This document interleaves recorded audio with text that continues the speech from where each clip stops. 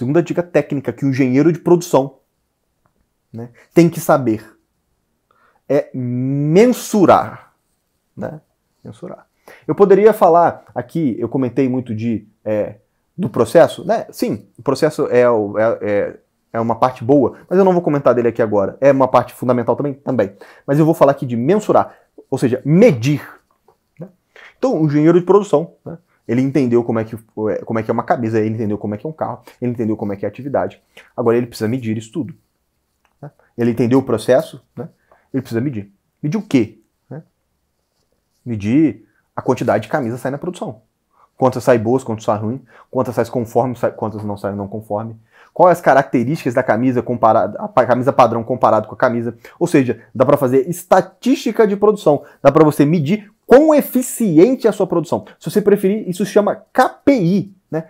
KPI, né? Isso é indicador de performance. Então, a minha segunda dica, né, técnica para o engenheiro de produção, ele tem que saber medir a performance de qualquer processo. Né? E precisa saber isso. Como? Né? Eu produzo 100 camisas por dia. A medida qualitativa básica, é claro, eu produzo 100, esse é meu planejamento diário, ou por turno, ou por mês, o que for. Por turno, 100 camisas. Imagina que é 100 camisas. Primeira pergunta, né, que é quantitativa, produzir as 100 camisas?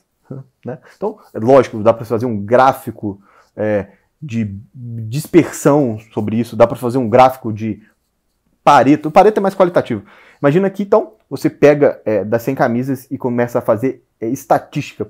Quando você faz estatística, você começa a mensurar. Mensurar é o engenheiro de produção que faz. Quem mensura a quantidade de produção é o engenheiro de produção. Então, a segunda dica técnica que eu te dou é: meça o seu trabalho. Você tem que medir. Né? E depois, se 100 camisas que eu produzi, 2 saíram menores, ou 2 saíram borradas, ou 2 saíram com a manga menor, ou sem a gola, ou sem botão, ou seja, todos esses problemas são características, são atributos, né, que a camisa deveria ter e não tem. Quando uma coisa não tem, né, ou tem a mais, né, ou seja, está despadronizado, ou seja, não está conforme um padrão estabelecido, isso nós chamamos de não conformidade. Né? Não conformidade, para quem já ouviu falar em qualidade, não conformidade é aquilo que você tem que tratar. Então dá para fazer uma estatística das não conformidades a partir das características não conformes. Ou seja, tá menor, tá com uma cor diferente, tá sem botão. Isso tudo dá para fazer um gráfico chamado Pareto.